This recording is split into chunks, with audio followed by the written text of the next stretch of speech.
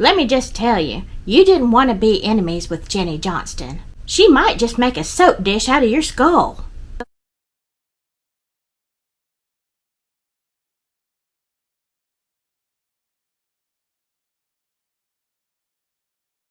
Hi, Silky friends.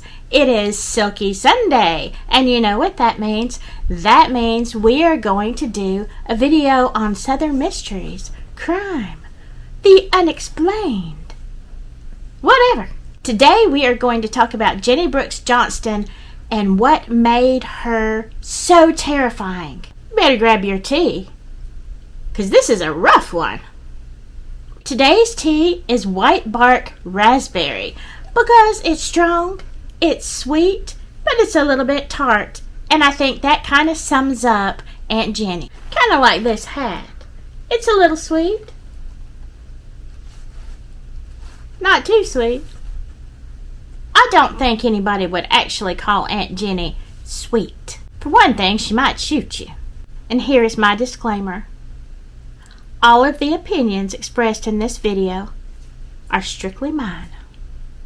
Alright, this starts back when Louisa Elizabeth Jane Bates was born in Kentucky. Early on in her life, her family moved to North Alabama, where they were kind of well-known citizens, kind of in the upper echelon a little bit. And Jenny was quite a doll.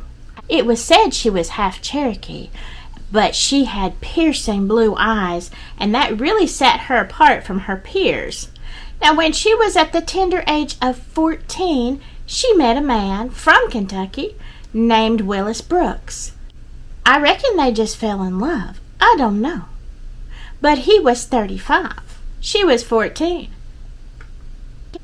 I don't know what to say about that, because honestly, back in the day, you weren't expected to live that long. 40 was a ripe old age. So everything got started a little bit younger. And apparently they had a good relationship. So after they got married, they opened up an inn and they proceeded to have 9 children.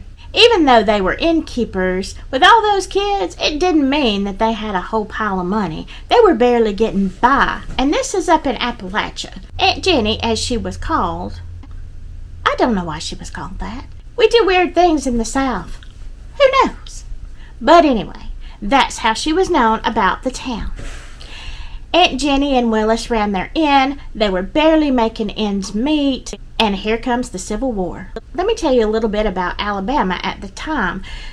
Contrary to popular belief, not everybody was a Southern Confederate supporter. Yeah, I said what I said. A lot of people really didn't care. First of all, nobody was owning slaves. They were just barely getting by. They were mountain people, rural people. I mean, come on. That was kind of the situation that was going on. Then things got even worse. After the war started, they started the draft. By this time, Willis and Jenny had several sons, and they didn't care about the war. But now the draft was started, and you were expected to go. But what really made people mad was the fact that you could buy your way out of the draft if you had the funds. For $300, you could buy your way out of that draft and just pay somebody else to go for you. $300 was an awful lot of money back in those days. But in their case, even if they had $300, which son were they going to buy out? To make matters even worse, at the time, there were people who were exempt.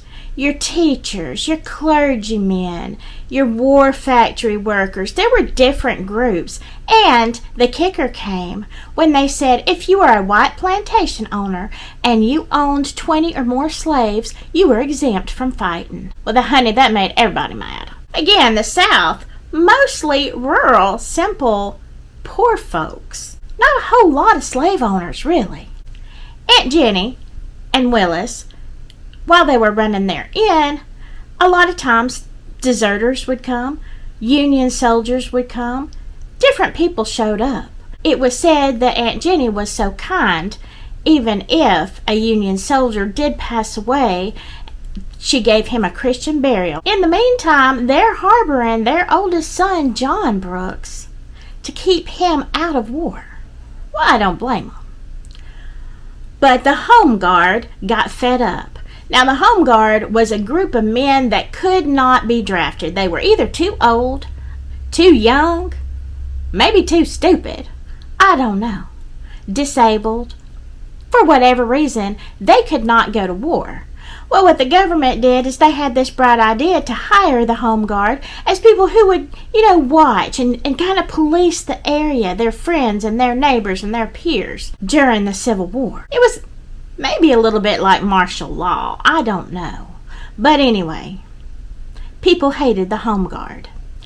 And that's because a lot of times this power just went to their heads and they just went crazy, doing all kind of things, telling you when you couldn't do this and whatnot, and definitely looking to see if your son would be sneaking back out of the war and trying to come home.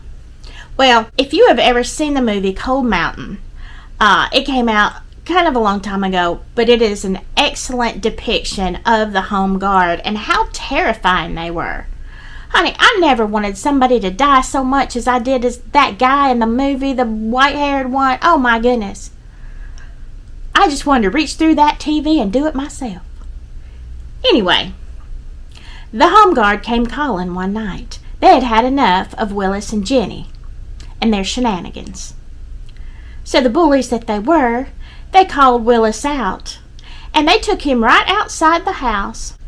They bound and tortured him and hung him up in a tree right in front of Jenny and their 9 children. In the meantime, their oldest son, John, comes rushing out the door, and he's going to try to save his dad. And they shoot him cold dead right there. They would live to regret that day. It said there were 8 of the men, and that Jenny looked at him and she says, "I know every one of your faces." And she was going to make sure there was retribution. She wasn't kidding. And I do have to say that life was quite different for women. It was very harsh. People were more harsh.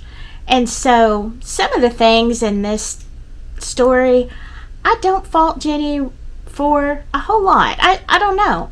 I get it. I understand. She's taken her husband, her whole provider, and then to add insult to injury, after they killed her husband and her oldest son, they burned down the outbuildings and her home. So all she had was the inn. Don't burn down the booze. Hey, after the Home Guard left and she got a good look at every one of them, she took the body down and then made every one of her kids put their fingers all through the blood of their dead father and take a blood oath that they would kill every single last one of that Home Guard. That's a promise that she would make good on. So what Jenny did after that is she started teaching her boys, how to shoot. She said that she bought many a keg of gunpowder to make sure those boys knew how to shoot. Well, she did such a good job of it that they actually started the Brooks gang, and that is a whole nother story. It spans several states, and you can find a lot of information on the Brooks boys on the internet. But we're going to focus on Jenny. One day, Jenny and one of her sons went to the Home Guard captain's house, and they were hiding out in the woods, and when he came out of his house and got on his horse, they shot him right off, and then they dragged his body to the woods.